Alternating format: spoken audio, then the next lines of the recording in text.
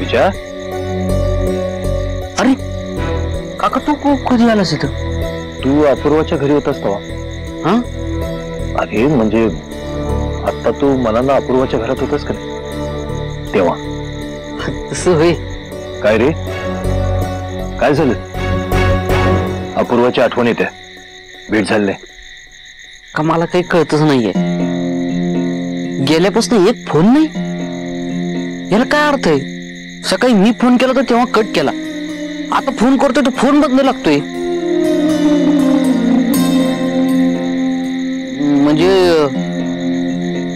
चूक माझीच आहे खर तर. का? काय केलंस तू?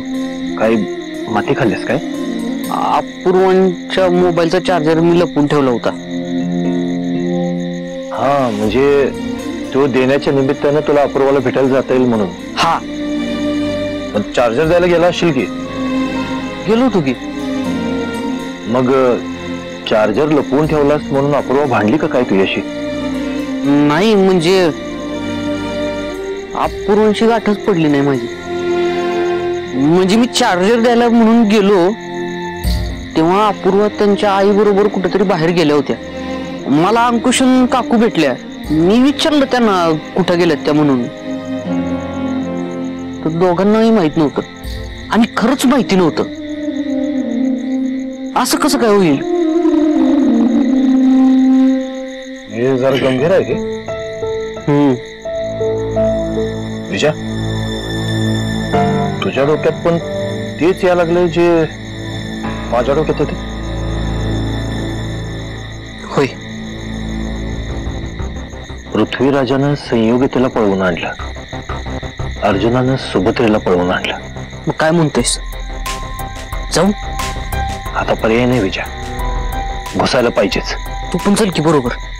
मी येतो की, तू आधी पुढे जा, मी मागोमाग येतो तुझ्या. पण तू मागं राहा, नाही म्हणजे काय अडचण तर बॅकअपला पाहिजे की कोणीतरी. बरोबर आहे, मी येणारच की विजय.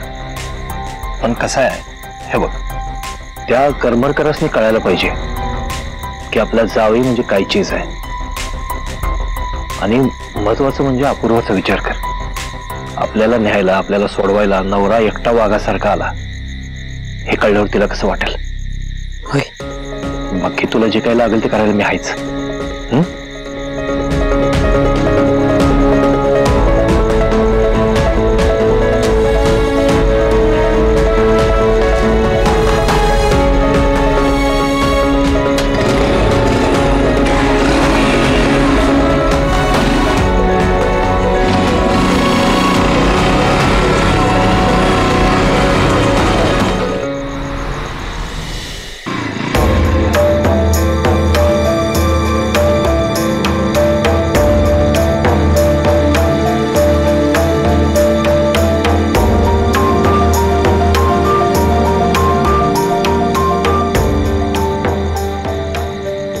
हॅलो विठू काका. हा, इथं घरात सगळं शांत शांत दिसतंय, कोणीच दिसत नाहीये. हा, अपूर्वा पण दिसना झाले. असं वाटतंय त्यांना कुठेतरी बाहेर पाठवून दिले. काय जाऊ म्हणतोस? एकटा? नाही नाही, तू येतोस ना माग ना? हा होय होय, मी बघतो जाऊ. हा,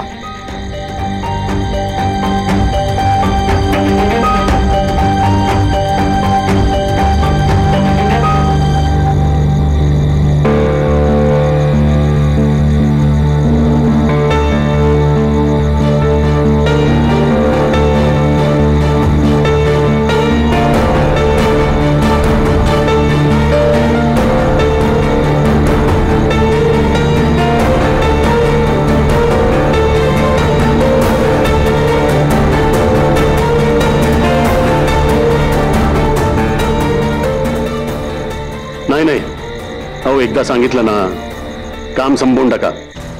काम पूर्ण केल्याशिवाय मला तोंड दाखवू नका. हो, आणि सगळ्यात महत्वाचं म्हणजे त्या कानाची त्या कानाला खबर लागली नाही पाहिजे. एवढे दिवस प्रयत्न करून सगळं जमवून आणलंय, आता विषय संपवून टाका. क्या सहजासहजी तुम्हाला विषय संपू द्यायचो नाही.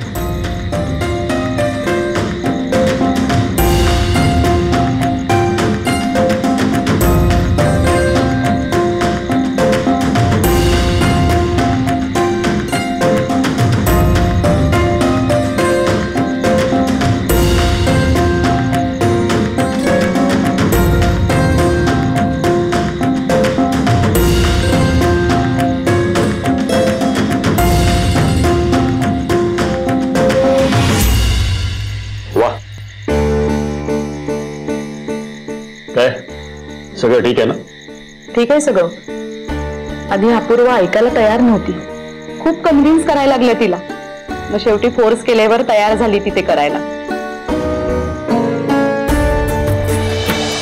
माझ्या अपूर्वानं असं वागतोय.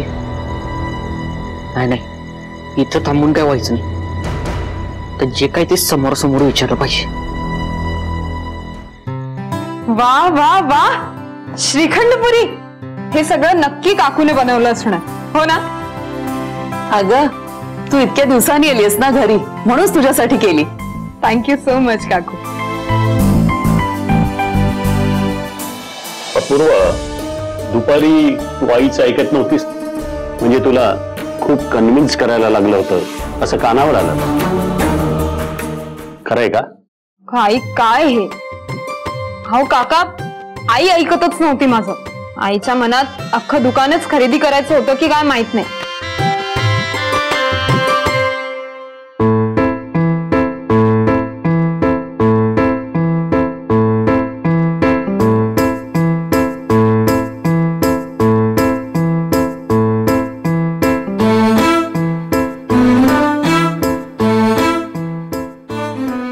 अपू, हा अगं काय झालं? काय नाही, तिकडे खिडकीकडे काय बघतेस मग? अगं ताटात बघून जेव ना, नाही आता ठसका लागेल बघ.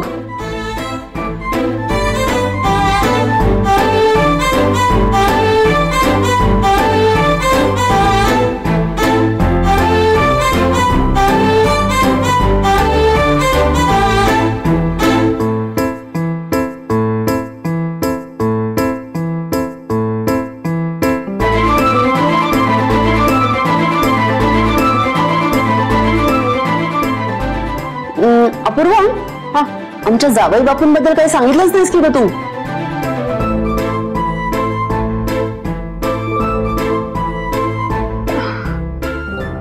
आता काय सांगू? अगं काय सांगू काय?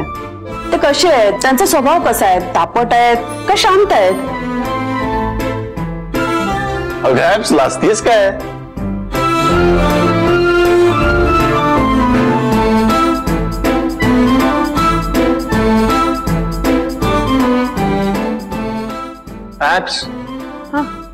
सांग ना मला विजयबद्दल. म्हणजे मला माहितीये ग, पण काकूला, काकांना, आईला तरी सांग. तसं मनाने खूप चांगला आहे तो. स्वभावाने शांतच आहे. माझ्यावर खरंच खूप प्रेम करतो. राग जास्त येत नाही. म्हणजे आतापर्यंत मी तरी त्याला खूप असं रागात बघितलं नाही.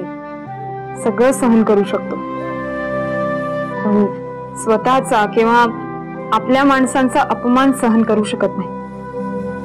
स्वतःचा स्वाभिमान खूप महत्वाचा आहे त्याच्यासाठी. पण एखादी गोष्ट मनाला लागली ना, त्याचा खूप विचार करतो. हाच एक वीक पॉइंट आहे. बाकी तो भारीच आहे. बरं झालं सांगितलंस ते.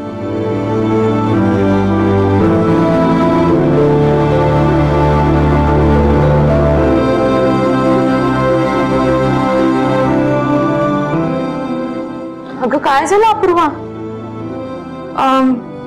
काय नाही, माझं झालं जेवण. तुम्ही जेव्हा मी आलेच. हा अगं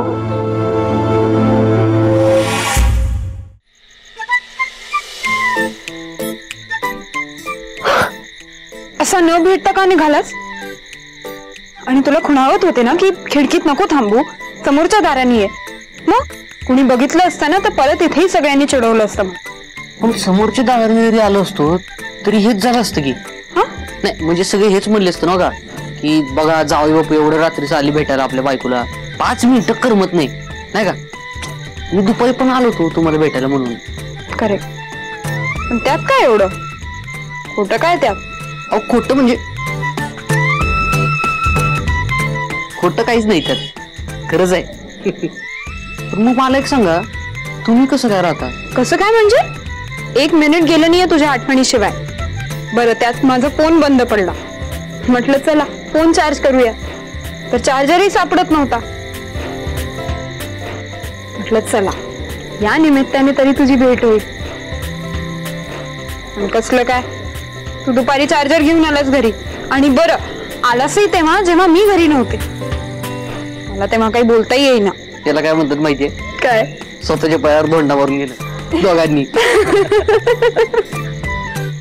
बरं मला आता सांग, कधी येतोस मला घेऊन जायला? मग चला की आत्ता.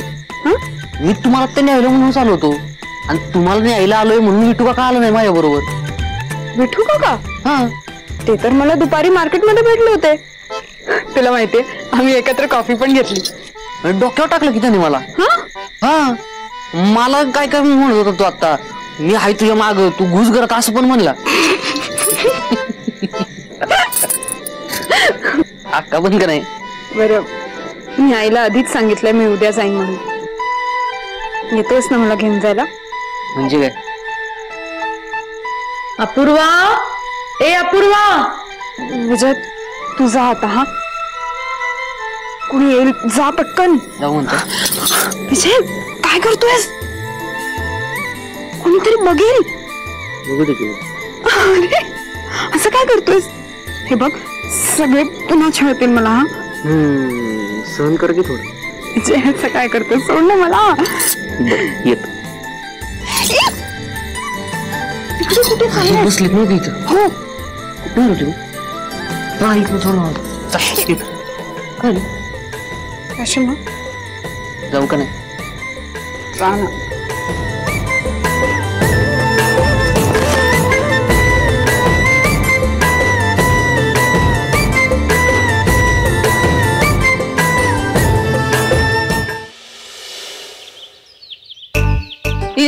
हे दर्शा छान लिहिचे. होय. ठेव, घेतो नंतर ना. अरे घे की, गरम गरम आहे तोवर, परत थंड झाल्यावर मी गरम करून देणार नाही. बरं थंड चहा घेईन एक दिवस. आता काय झालं? आणि आज का चक्रा मारायला लागलास हातपाठी मग बांधून? कुणाची वाट बघायलास? विठू काकाची. विठू काकाची? होय. का? तिची कशाला वाट बघायलास? आता व्यायाम करून घरला येईलच की त्यो. हा ते माहिती आहे मला, पण कसं आहे जोपर्यंत तो हिथं पोचत नाही का नाही तोपर्यंत मला चैन पाडायची नाही. का? काय झालं? काय झालं म्हणजे काल चार्जर द्यायचं निमित्त करून अपूर्वांना भेटायला गेलो मी. अपूर्व नव्हते तिथं. मी विचारलं तर काकू, अपूर्वांच्या काकू आणि अंकुशला पण माहिती नव्हतं की त्या कुठं गेल्या. आता अशा वेळ प्रसंगी मदत करूय का नाही? हा माझ्या डोक्यात बनत असेल तर काहीतरी खूप बसवलं, खुळ्यात काढलं मला. केवढी मजा घेतली त्याने मला माहितीये. काय मग जावई बापू, काय म्हणते सासूरवाडी? कसा झाला पाहुणचार? हा तुरे देऊन अगदी मिरवणूक काढली असेल नाही? अगं नाही ग मावशी, आज गेलोच नाही मी. बाहेरच्या वेळेला अपूर्वांना भेटलून निघालो. अरे कसा आहेस तू? आपल्या बायकोला घराच्या बाहेर भेटतं का कोणी? नाही बरोबर आहे तुझं मावशी, पण अगं त्याचं काय झालं काही सांगू नकोस. हे बघ तुझी सासूरवाडी आहे ती. जरा सगळ्यांना भेट, सगळ्यांशी बोल. अरे जवळीक साथ. खूप नशीबवान आहेस तू, तुला अशी सासूरवाडी मिळाली आहे. खूप लवकर मोठा होशील बघ तू. ऐक माझं. अगं मावशी तसं काही सांगू नकोस. आता अपूर्वाला तू आणायला जाणारच ना? मला सांग, मी बरोबर येते तुझ्या. मी त्यांच्याशी बोलेन. तुला काही कळत नाही. बरं चहा घे आधी, नाहीतर अरे थंड झाला की चहा. गरम करून आणते.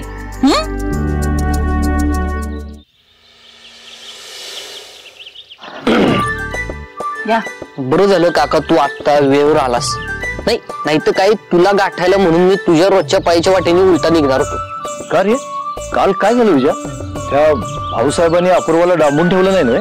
सांग मला तसं असलं तर जाऊया लगेच आपण. बस कर की काका आता कळलंय मला सगळं. तू ना अपूर्व म्हणून मजा घेतोय बाई. कळलं होय तुला? नाही तर काय अशी मजा घ्यायची असते. केवढं हे झालं होतं माहितीये तुला? काय झालं होतं? हे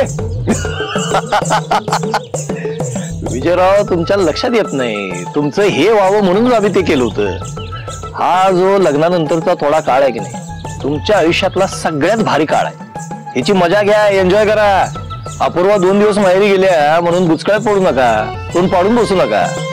अहो बायको माहेरी गेल्यानंतर तिची वाट बघण्यात झोडण्यात पण मजा असते. इंतजार में मजा है वो मिलाप में नहीं. त्यामुळे सगळ्याचा आनंद घ्यायचा. बाकी बायको परत आल्यानंतर आहेच की एकमेकांच्या सोबतीनं राहणं, एकमेकांची काळजी करणं, समजून घेणं, रुसवे फुगवे काढणं आणि महत्वाचं म्हणजे भांडण. विजयराव भांडण आयुष्यात लय महत्वाचं आहे. भांडण करण्यात, भांडण मिटवण्यात आणि भांडण मिटवल्यानंतर लई मजा असते. तू म्हातारा झाल्यावर म्हणजे आजपासून 50 वर्षांनी या प्रसंगाची आठवण काढशील तेव्हा म्हणशील विठू काकानं कसली बार आणलेली आयुष्यात. असते काही आठवणी लई भारी असतात त्या जपून ठेवायच्या आयुष्यभर. पण काही आठवणी खूप त्रास देऊन जातात.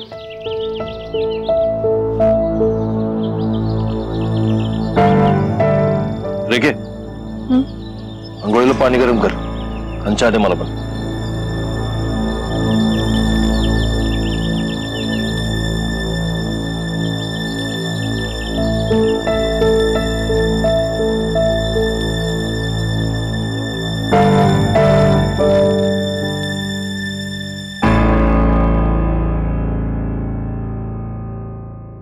आई तू आज हॉस्पिटलला जात नाहीयेस का?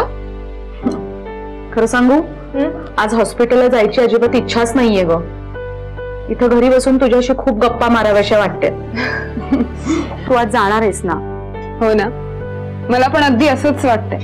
पण मी काय म्हणते अगं, तू जा हॉस्पिटलला. हवं तर थोडं लवकर ये पण जा. मी काय करते विजयला फोन करून त्याला संध्याकाळी यायला सांगते. हा संध्याकाळी जाईन. ठीक आहे. आता तू एवढं म्हणतीयस ना तर थोड्या वेळ जाऊन येते हॉस्पिटलला. लवकर येईन. हा बाय बाय.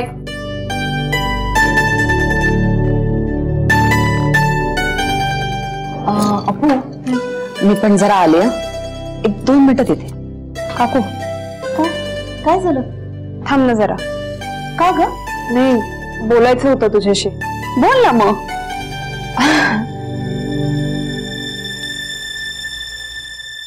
तुला एक विचारू, तू खरं खरं सांगशील ना? अगदी खरं सांगेन पण विचार तर खरं. काकू मला सांग, काकांनी खरंच मनापासून आमच्या लग्नाला एक्सेप्ट केलंय का?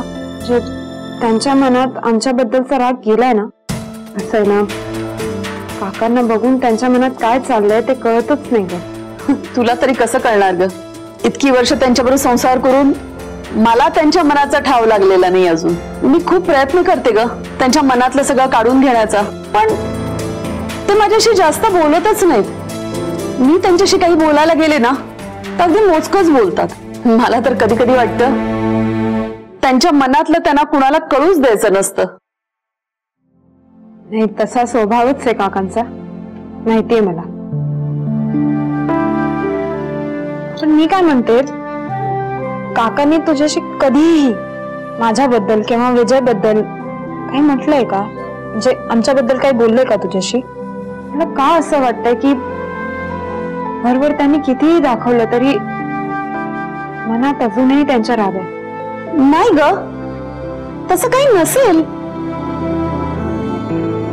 तरी तू आठव ना, म्हणजे काका कधीही आमच्याबद्दल कुणाशी किंवा तुझ्याशी काही बोलले का? एवढ्यात तरी तसं काही ते बोललेले नाहीयेत. आणि तसं काही असतं तर खूप रागराग केला असता ग.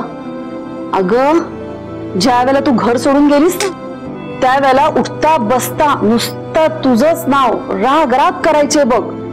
काही विषय निघाला की तुला तुझ्याबद्दलच बोलायचे.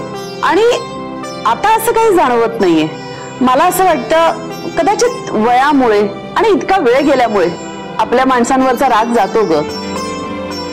आणि हे बघ, आता सगळं छान झालंय ना, तुझ्या मनासारखं झालंय ना, मग नको बाळा विचार करूस असा सगळा. हा, शांत राहशील ना?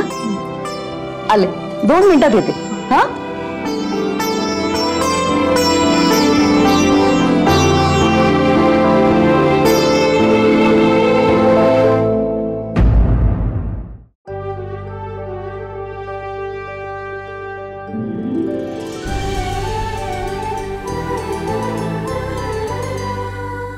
अधिक माहितीसाठी सोनी लिव्ह ॲप डाउनलोड करा. Sony LIV, we live to entertain.